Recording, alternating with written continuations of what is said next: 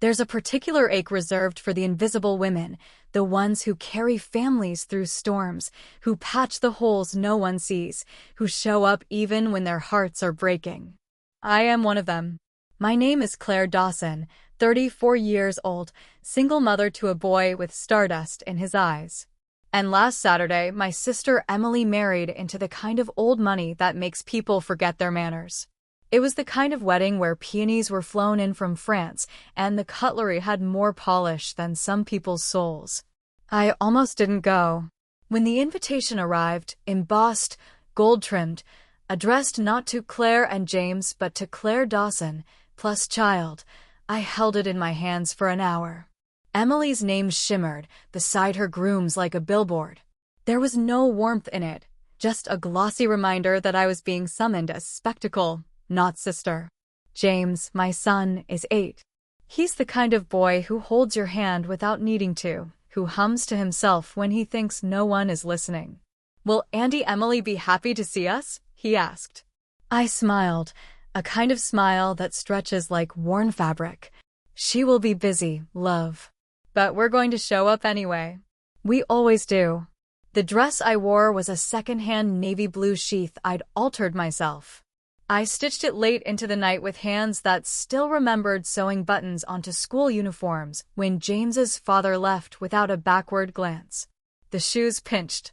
My pride pinched harder. We arrived early, as usual.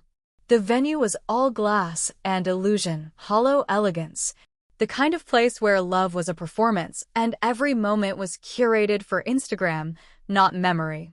My mother barely acknowledged us, glancing at James with that tight-lipped smile she saves for charity cases. The ceremony itself was forgettable, save for one thing. Emily looked radiant. But radiance, I've learned, can be a costume. What glittered most was her ambition, not her affection. At the reception, I stayed in the shadows, where I was most comfortable. I watched James twirl a cloth napkin like a flag of surrender while seated at a table marked other relatives. The seating chart had spoken. Then came the speeches. I knew I wouldn't be mentioned. I hoped I wouldn't be. But Emily took the microphone with a glint in her eye that I remembered from our childhood, the one that meant trouble was coming, wrapped in silk. Her speech began sweet. "I want to thank everyone for coming. My family, my new in-laws, my incredible bridesmaids." And then came the turn. Her eyes locked on mine. And of course, my big sister Claire. A true inspiration. Raising her son all alone. A single mother. No one needs her, but she keeps showing up. Laughter. Big, cruel laughter. I froze. My ears rang. Then my mother chimed in, her voice thick with champagne and old resentment. "She's second-hand goods." More laughter. It was the kind of moment that splits you, where your body stays still but your soul tries to flee. James looked at me, confusion blooming in his eyes. I couldn't breathe. And then, something unexpected. The groom, Daniel, stood up. Slowly, took the microphone from Emily's hands like a man defusing a bomb. The room fell silent. That's where this chapter ends. The story, my story, is just beginning. There is a silence that feels like mercy, like balm on a wound. But this was not that. This silence was electric, crackling with tension, burning with shame.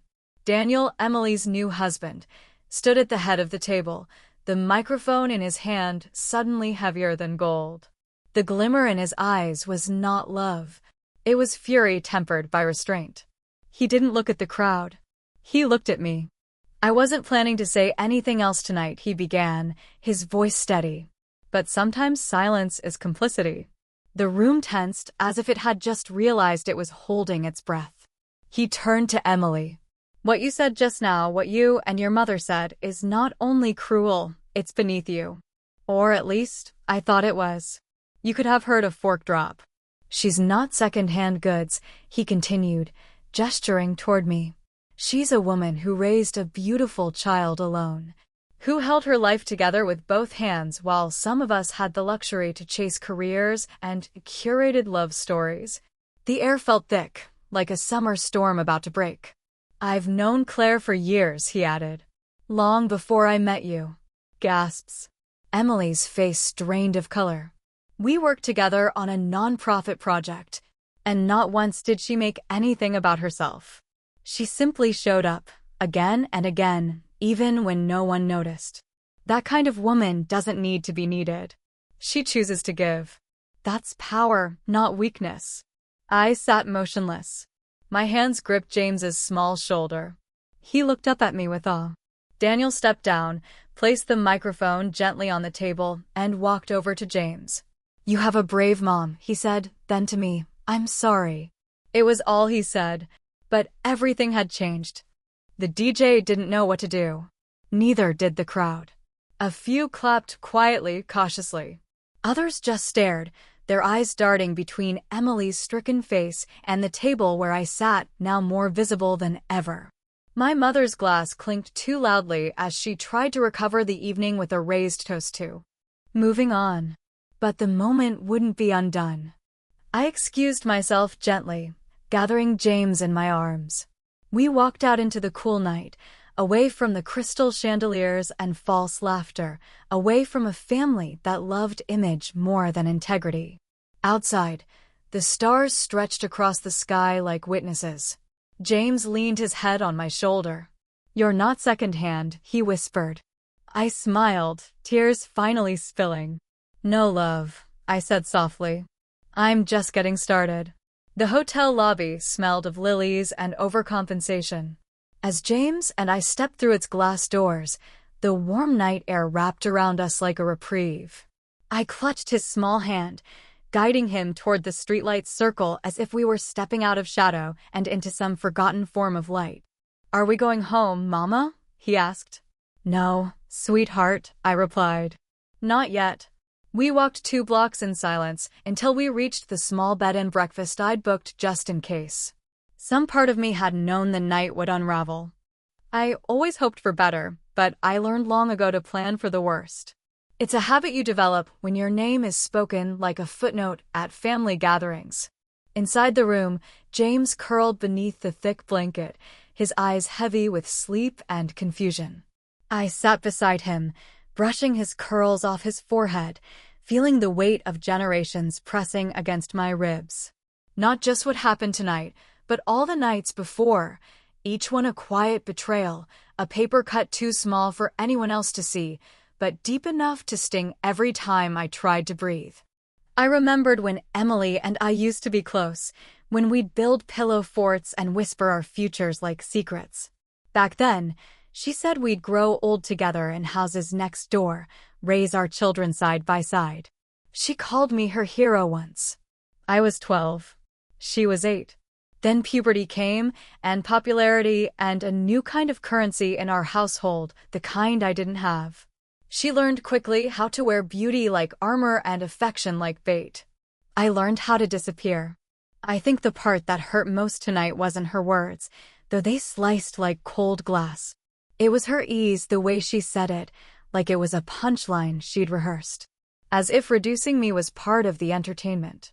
And my mother, God, my mother, how many times had she looked through me and called it love? But Daniel changed everything. His words had been a match in a room soaked in silence. A truth spoken in public when I'd spent my life keeping pain private. And while I didn't know what it meant for him and Emily, I knew what it meant for me. It meant I wasn't crazy. It meant I wasn't imagining the imbalance, the favoritism, the thinly veiled contempt wrapped in civility. It meant that for once, someone with a microphone had said what I'd buried beneath years of composure. I turned to my son, sleeping with a gentle rise and fall of breath, and made myself a promise I should have made long ago. No more shrinking. No more performing gratitude for scraps. No more being the quiet one at the back of the room, just grateful to be invited.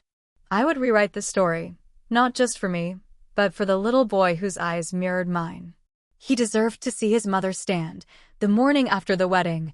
Sunlight poured through the gauzy curtains like it hadn't witnessed last night's unraveling. James was still asleep, one hand curled under his cheek, the other holding his worn-out stuffed elephant. I sat beside him, sipping coffee from a chipped mug, letting silence settle in like an old friend. My phone buzzed on the nightstand. I let it ring once, twice, then stopped it cold. It had begun.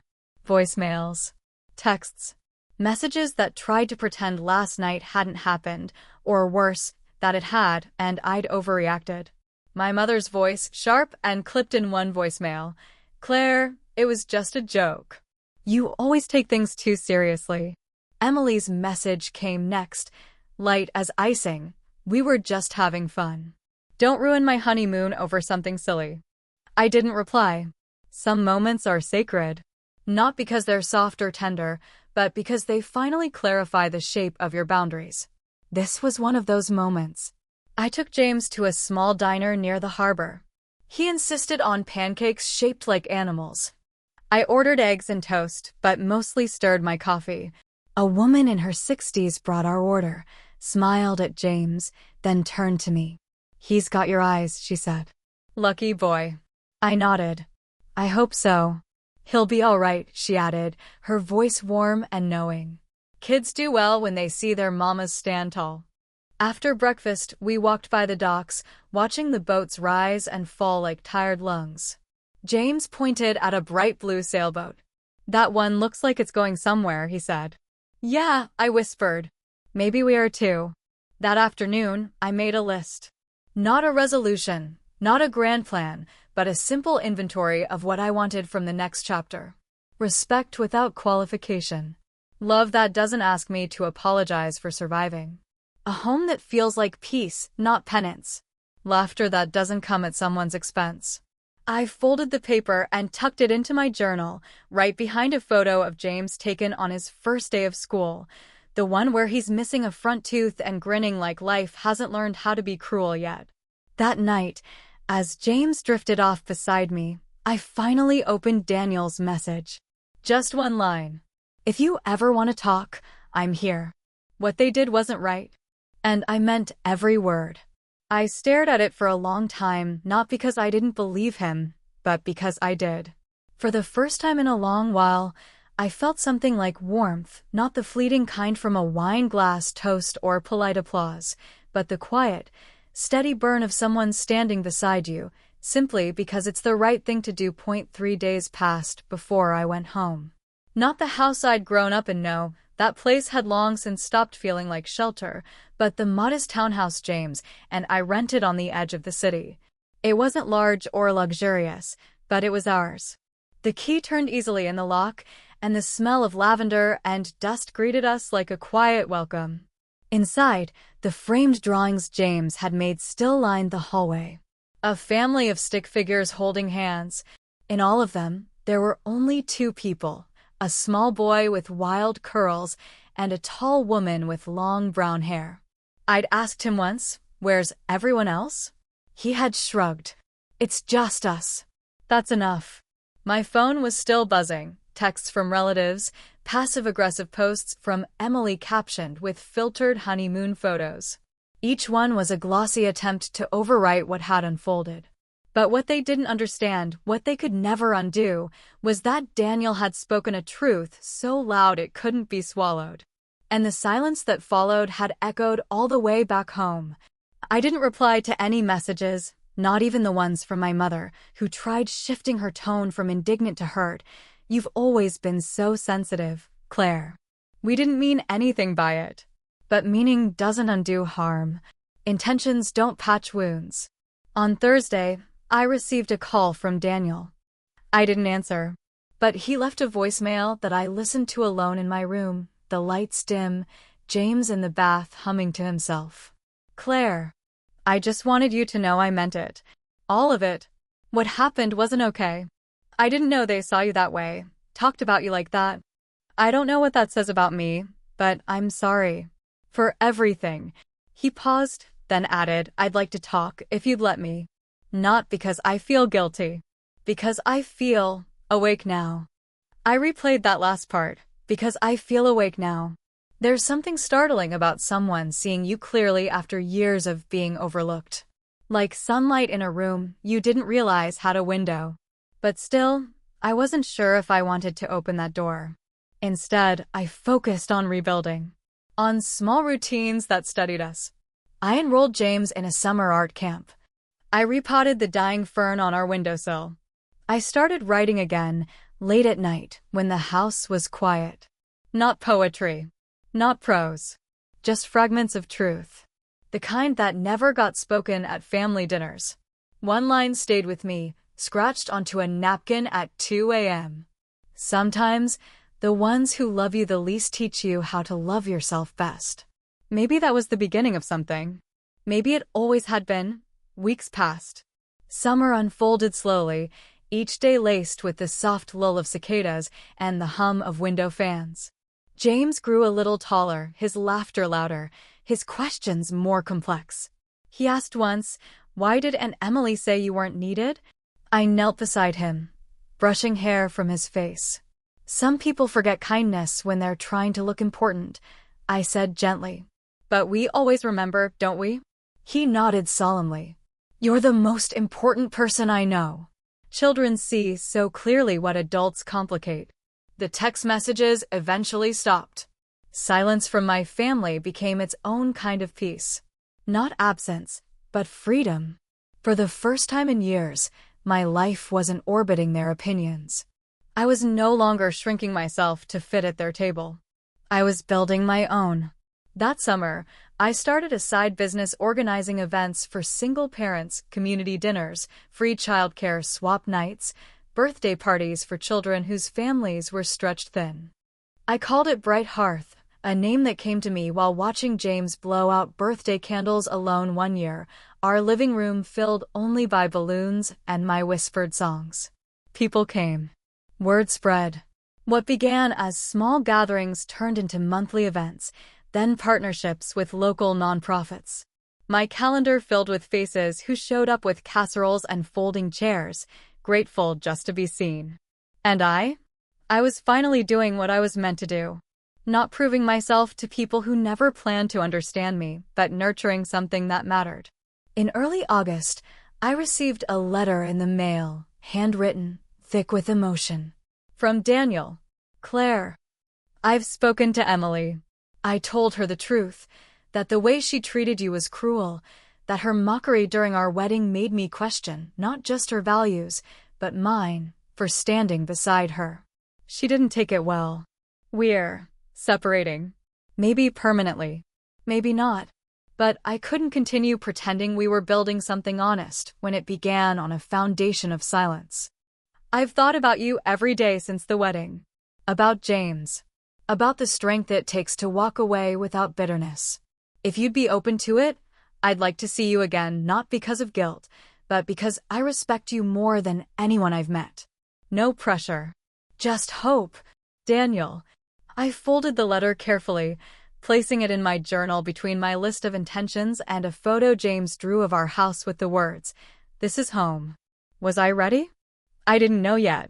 But what I did know was this: I had already survived the fire. And what remained wasn't ashes, but something fireproofed. There's a moment, just before dawn, when the world holds its breath. The sky is pale with promises, but nothing has yet begun. That's what I felt like, standing at the edge of Daniel's letter, between what had been and what could be. I didn't answer right away. Not because I didn't want to, but because I needed to understand if I was reaching towards something new or simply responding to the echo of being finally seen. In the meantime, Bright Hearth kept me grounded. Our community dinners became a rhythm I cherished, slow-cooked meals, mismatched chairs, tired but joyful parents swapping stories like currency. We weren't bonded by perfection, but by survival and softness.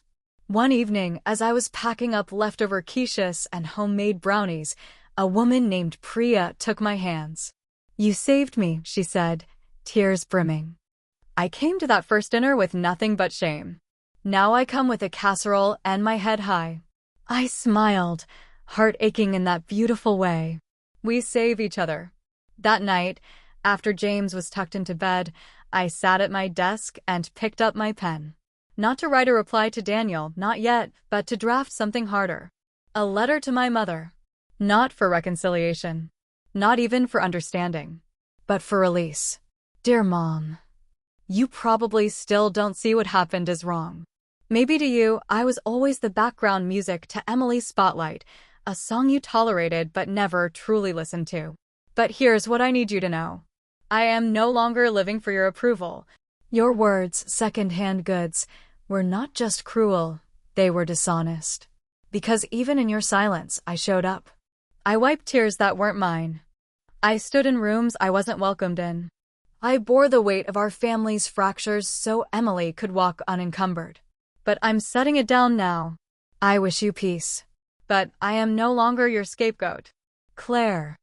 I didn't send it. Not yet. Maybe never.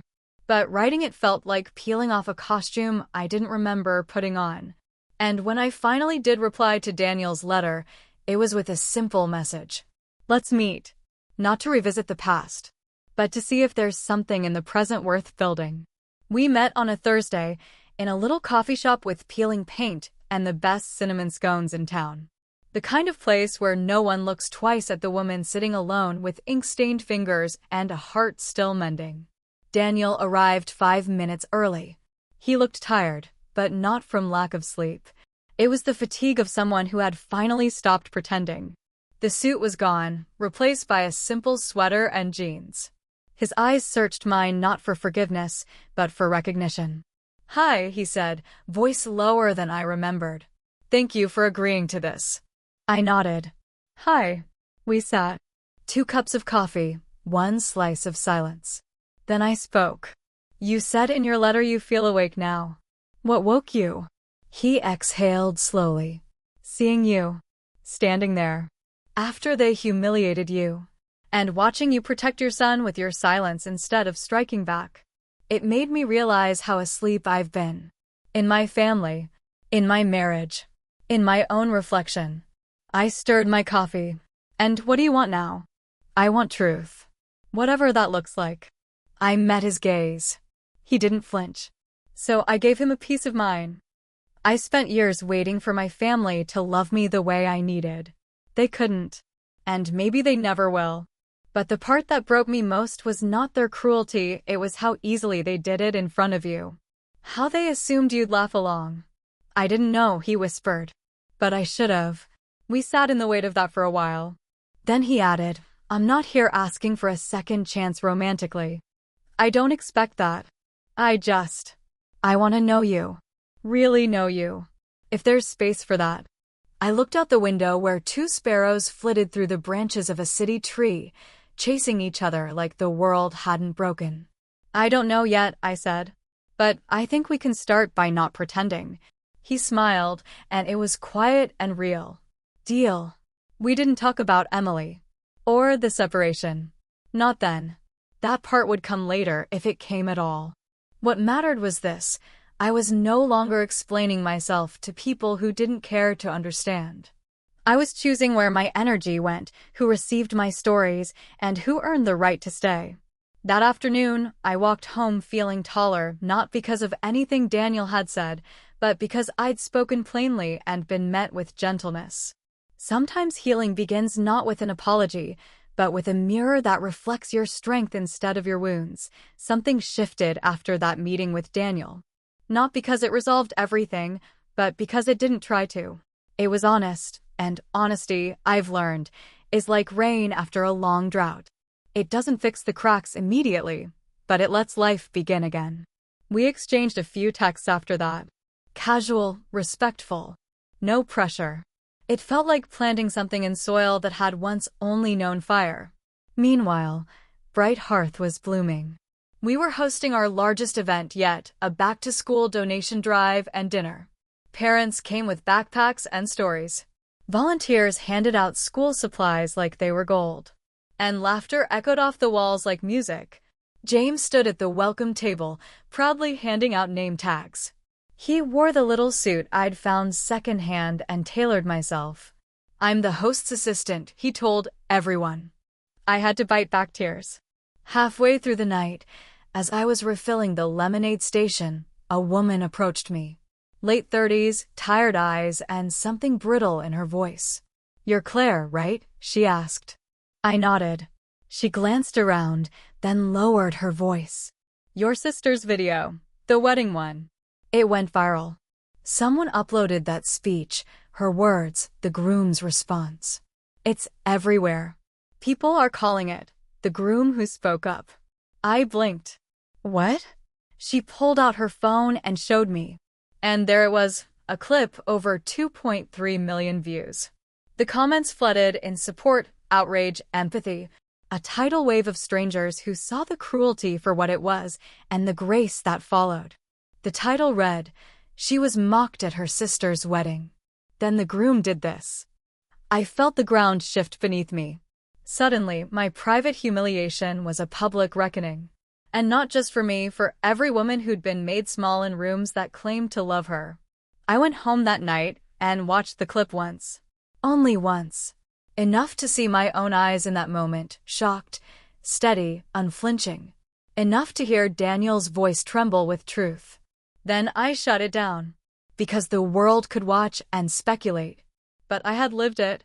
I put James to bed, kissed his forehead, and sat by the window, watching city lights flicker like stars that refused to burn out. And in that quiet, I realized something. For the first time in my life, I was being seen, and not just for what I'd endured, but for what I'd become. Not secondhand. Not discarded. Resilient. Radiant. Ready. The fallout was swift. Emily called 3 times. I didn't answer. Her voicemail was a brittle concoction of rage and desperation. "How dare you let that video stay up? I'm being humiliated, Claire. You're ruining my life." I wanted to laugh, but it wasn't funny. It was familiar. That twisting of blame, the turning of tables as if my silence had always been more offensive than her cruelty. I saved the voicemail but didn't respond. Then came my mother. Her message was shorter, colder. "You've always been jealous of your sister. This proves it." I stared at the screen for a long time. I wasn't shocked. Just weary. That old script, etched in the walls of my childhood, still trying to run in a story that had outgrown it. But I had new voices now. Women, strangers, mostly, flooded my inbox. Messages from Ohio, London, Nairobi. They told me about birthday dinners turned into lectures, promotions overshadowed by a brother's DUI, hospital beds where no one showed up except the nurse on duty. They wrote, "I saw myself in you." And I cried, not because I was sad, but because I wasn't alone anymore.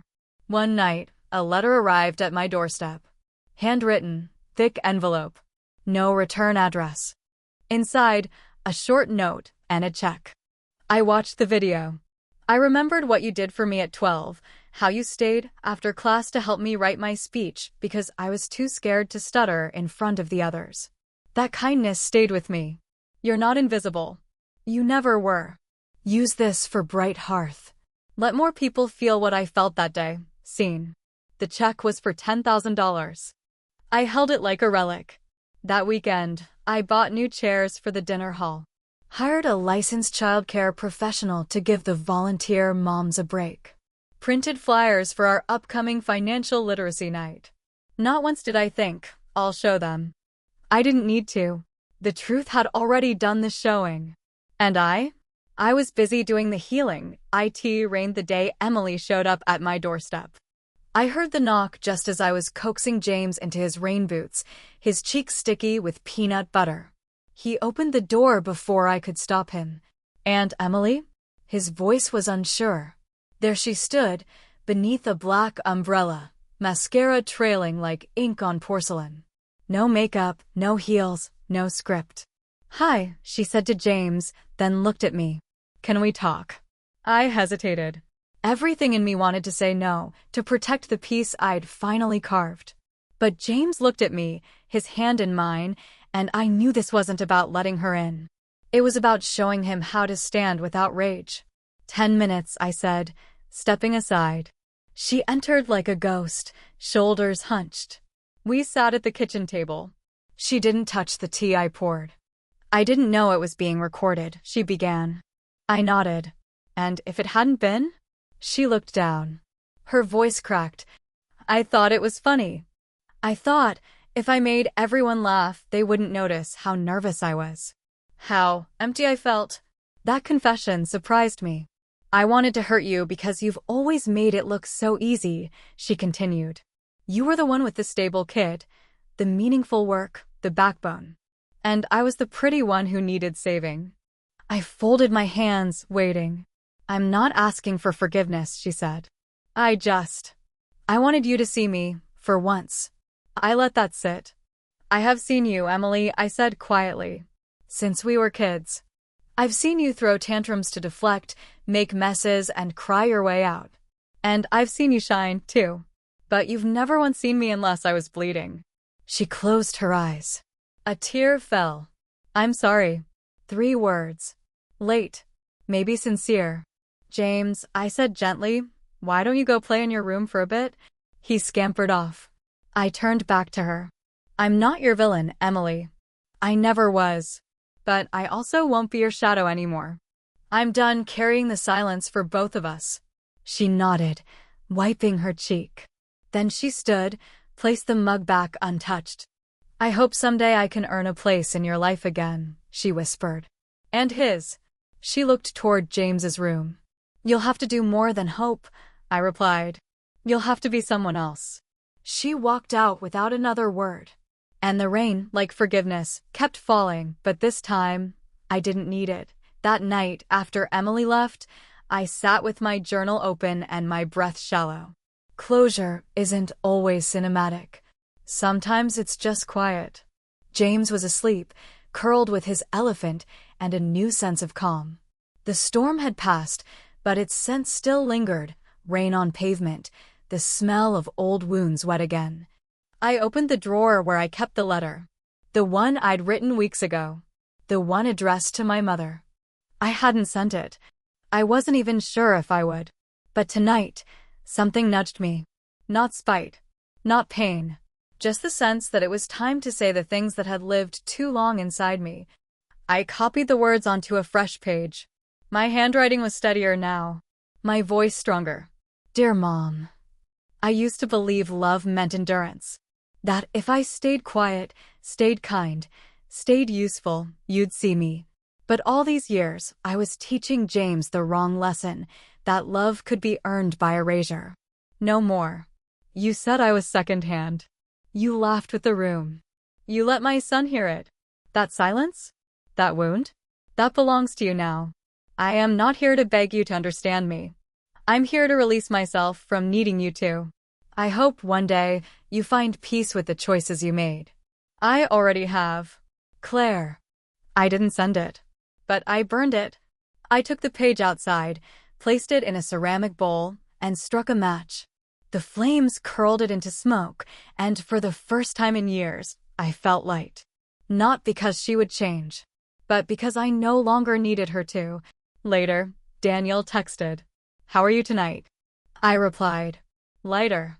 And I was. Not free from pain, but free from pretending it didn't exist. The days that followed were quiet, but not empty. There's a difference, you know, between loneliness and solitude. I wasn't lonely anymore. I was growing into my own company. Then Daniel invited us to dinner. Not at a restaurant. At his apartment. I hesitated.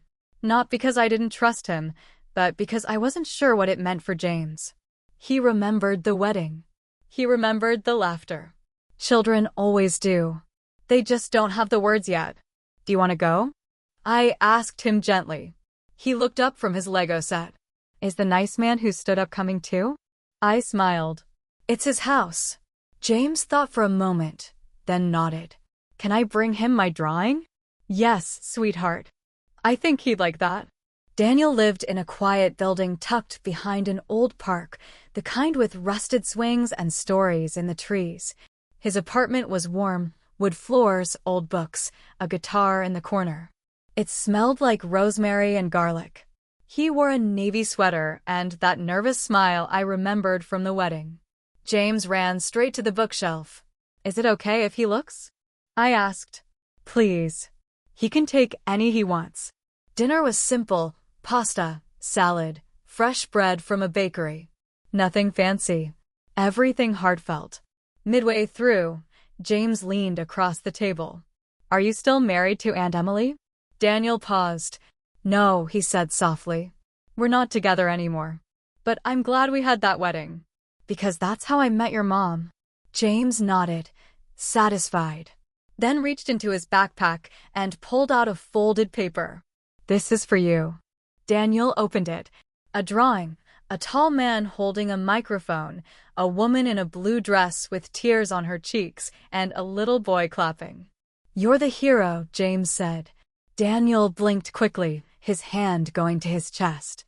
No, buddy. Your mom is. Later, as we were leaving, Daniel walked us to the door. He didn't ask for more. Didn't push.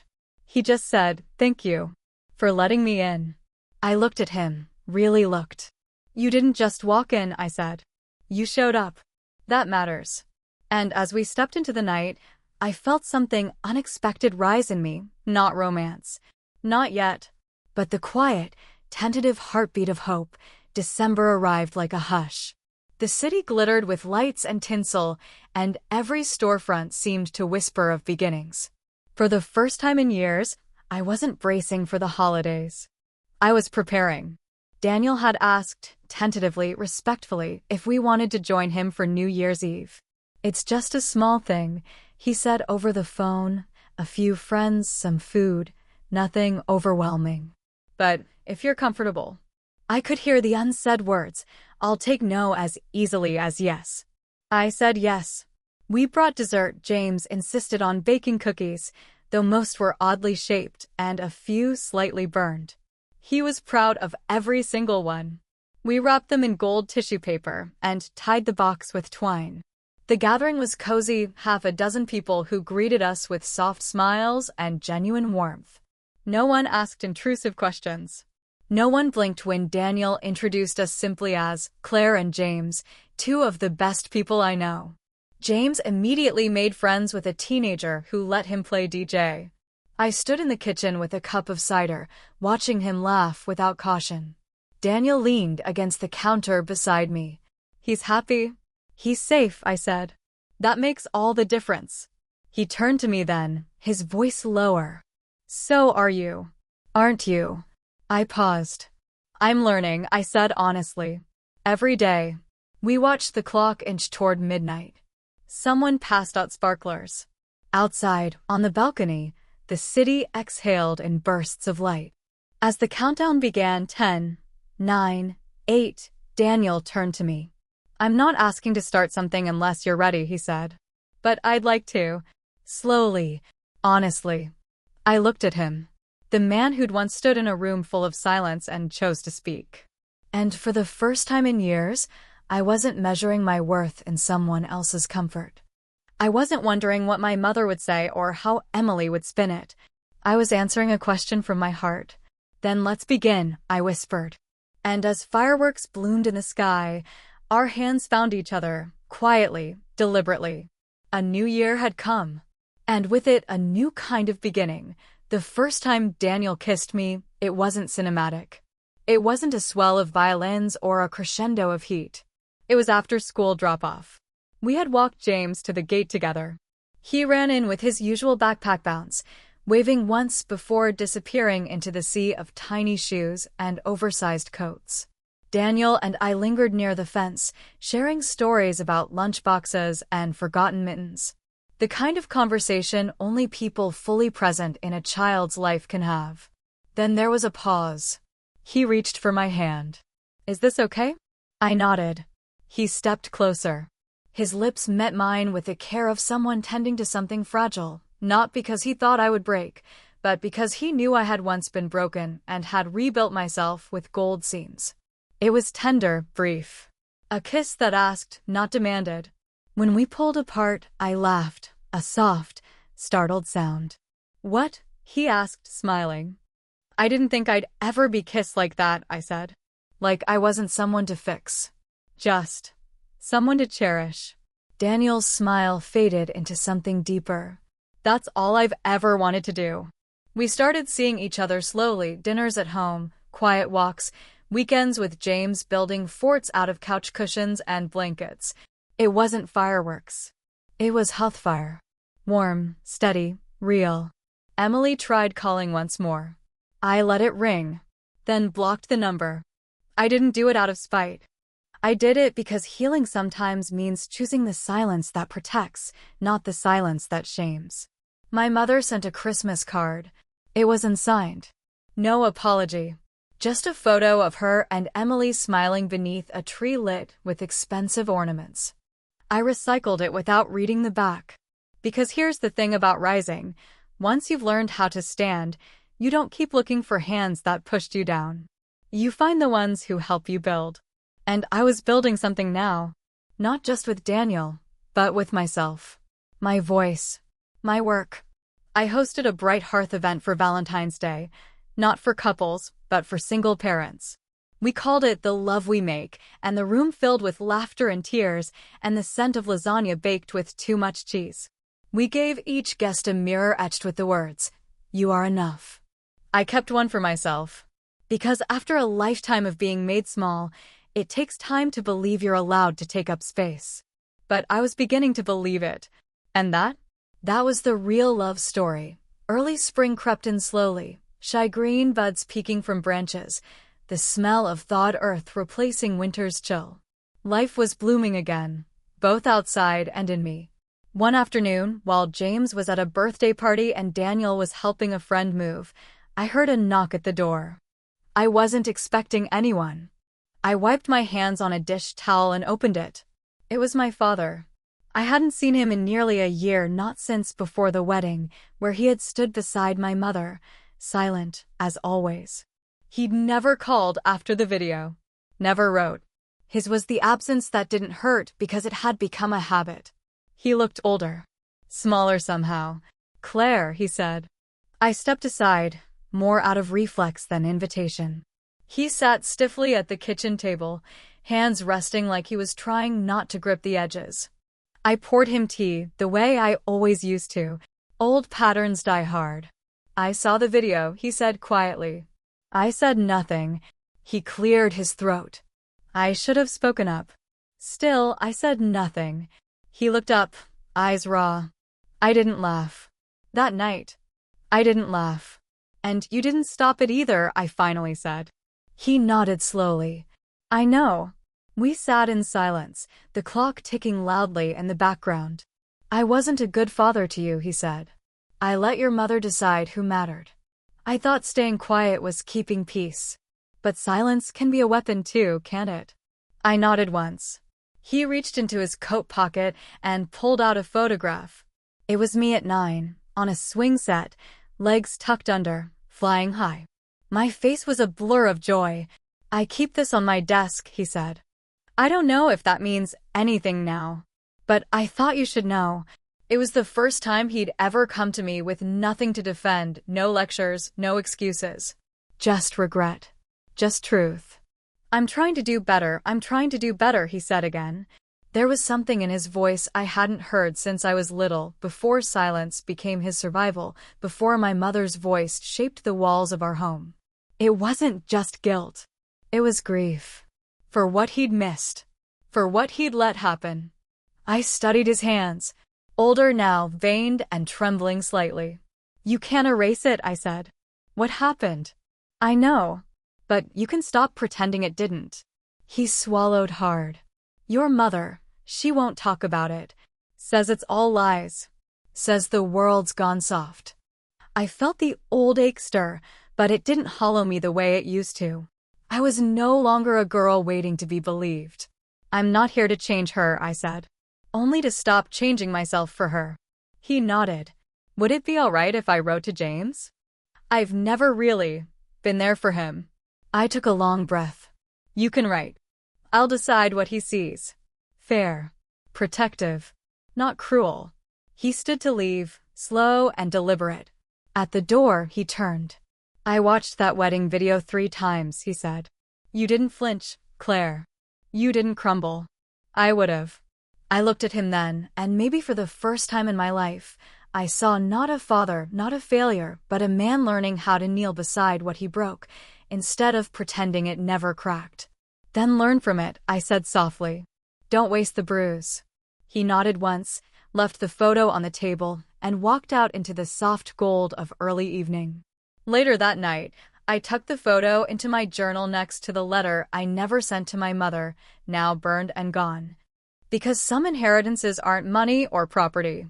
Some are just a quiet, steady decision. I will not pass this pain forward. And that, I decided, would be James's true legacy. 2 weeks after my father's visit, a letter arrived in the mail, handwritten, folded with care. James brought it to me like a treasure, fingers sticky with paint from his afternoon craft project. It was from my father. Not long, not dramatic. Just a page filled with stories about his childhood, his favorite hiding spot under the porch, the first time he rode a bike down a gravel hill, how he used to build model airplanes with his father on rainy days. The writing was unpolished, but the effort was unmistakable. At the bottom, he wrote, "I never knew how to share anything except silence. I'm trying to learn how to share something else now, my story, my mistakes, and maybe someday my love. For him. For you. If you'll let me." James read it beside me, lips moving slowly over the words. When he finished, he looked up. "Can I write him back?" I nodded. He sat at the table and, with the seriousness only a child can summon, wrote, "Dear Grandpa, I didn't know you liked airplanes. I like dinosaurs. Maybe we can both learn more stuff. I forgive you. But you have to be nice forever now." We mailed it the next day. Meanwhile, Daniel and I found a rhythm. Not a fairy tale, not fireworks, but something gentler, something better. He came over for dinners, read bedtime stories with James, helped fix the leaking bathroom faucet without being asked. One Saturday, as we were clearing dishes, he asked, "Do you miss her?" He didn't have to clarify. "Sometimes," I said honestly. "But not the real her. Just the version I used to believe she could be." He nodded. "Grief isn't just for people who die." "No," I said. "It's for the hopes we bury too." That night, James fell asleep early. I lit a candle and sat beside Daniel on the couch, legs tucked under me, heart soft but still cautious. "Do you ever think about what might have happened if that night had gone differently?" I asked. He turned to me, eyes steady. "I don't wonder. Because if I hadn't stood up then, I'd still be asleep now." There it was again, that word, awake. I reached for his hand. This wasn't a rescue story. This was a rebuild story. And we were laying the foundation one evening at a time. Spring deepened, blooming wildflowers in the cracks of sidewalks and laughter in the corners of our once quiet house. James had started humming in the mornings again. Daniel left his toothbrush in our bathroom without ceremony or assumption. Life was unfolding, not with declarations, but with decisions. Then, one morning, a letter arrived, postmarked from my mother. No return address. Just a thick ivory envelope with my name in the script I'd recognize anywhere. I didn't open it right away. It sat on the counter for hours, untouched, like something radioactive. James had gone to school with a homemade volcano in his backpack. Daniel was at work, and the house was quiet but bracing. When I finally opened it, the handwriting was rigid. Formal. Detached. "Claire, I understand you've chosen to distance yourself from the family. I won't argue with your choices, but you should know that your public display has embarrassed us greatly. Whatever difficulties you imagined in your upbringing, you were never unloved." I regret the words I said, but they were spoken in jest. If you choose to sever ties over a moment of poor judgment, that is your decision. You've always been sensitive. I wish you peace, even if you've chosen to find it far from us. Mother. I read it twice. Not because it deserved a second reading, but because I needed to understand just how little she had learned. There was no apology in that letter. Only defense. Only distance disguised as dignity. For a moment, I felt the old pull, the ache to be understood, to rewrite the script, to be the daughter who earned her mother's warmth. But I was not that girl anymore. I tore the letter in half. Then again. Then once more. It didn't even burn cleanly when I lit it, just curled and sputtered like it couldn't commit to vanishing. Later that night, I stood at the kitchen sink while Daniel dried the dishes. "She wrote me," I said. He paused. "And? She still thinks I broke the family." He set the dish towel down and wrapped his arms around me from behind. "You didn't break it," he whispered. "You just stopped bleeding to keep it alive." I turned to him. "I'm not going back." "I know," he said. "And I'll be here every step forward." That night, I wrote my own letter. But it wasn't to her. It was to myself. I wrote it in ink on soft linen paper. No edits. No erasures. Just truth as it came, raw and unwavering. Dear Claire, I see you. I see the girl who stayed quiet so others wouldn't feel uncomfortable. Who gave up scholarships, careers, pieces of herself for a nod of approval that never came. Who bore the brunt of family pain like a second skin. I see the mother who learned how to soothe a child without having been soothed herself. Who showed up for every scraped knee, every nightmare, every forgotten lunchbox because she knew the weight of being forgotten. I see the woman who stood in a room full of laughter meant to crush her and refused to bend. You are not secondhand. You are not collateral. You are not what they could not love. You are the beginning of a new story. One where love isn't currency. One where softness isn't weakness. One where silence is not your sanctuary, but your choice. You are worthy of every joy that still waits for you. You are enough. Always. Me. I folded the letter and placed it in the box where I kept James's drawings and our bright hearth flyer from the first ever dinner. It belonged there not as a memory, but as a marker of becoming. Later that week, Daniel came over with a picnic basket and a mischievous smile. "I have a surprise," he said. "Get James and bring a blanket." He drove us to a hilltop park outside the city. The kind of place that smells like childhood and wild time.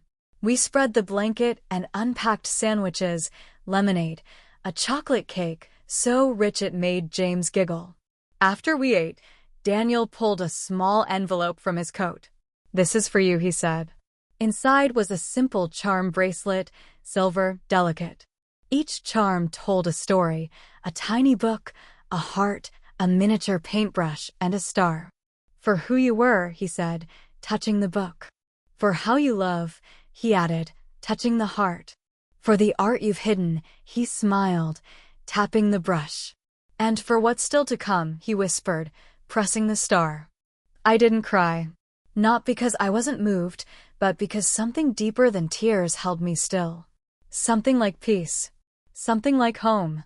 As the sun dipped below the hill, James curled beside us, warm and drowsy.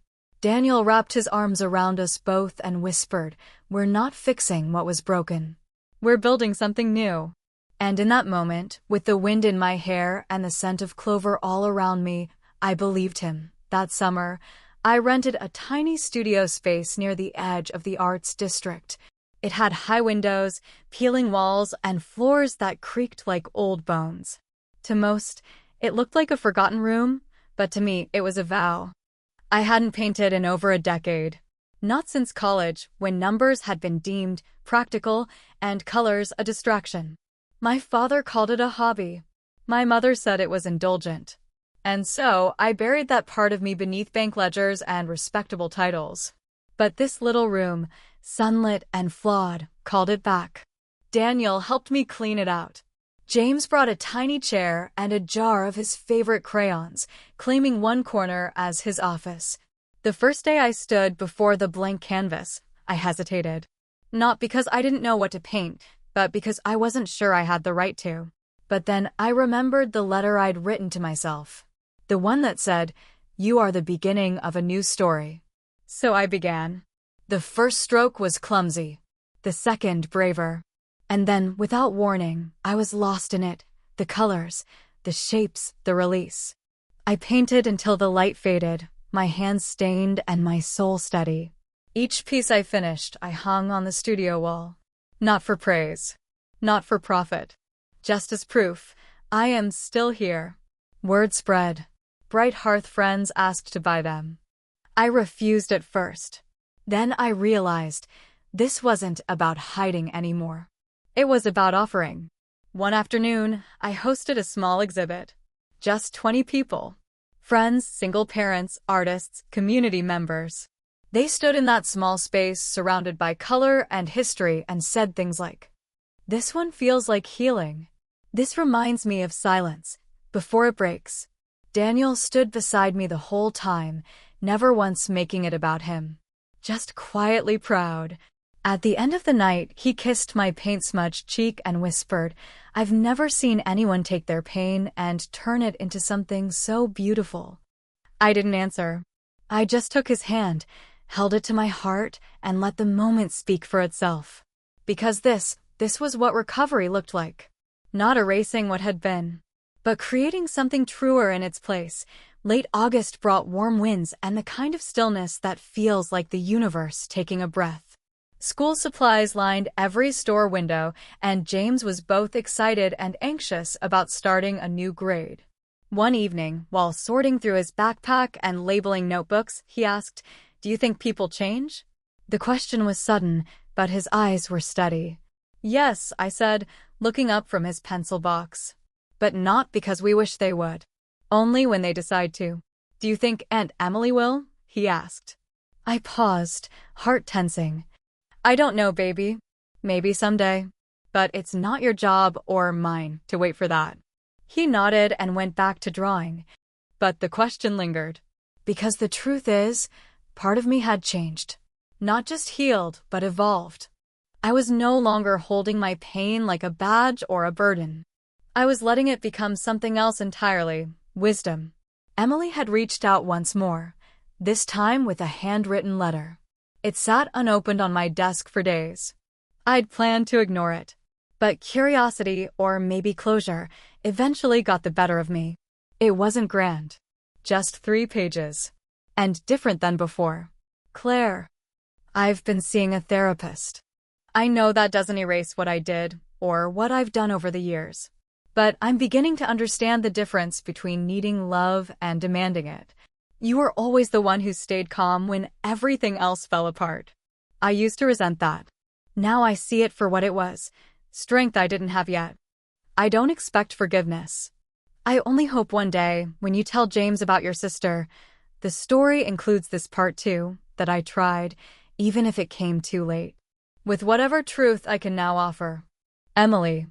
I didn't cry. But I didn't tear it up either.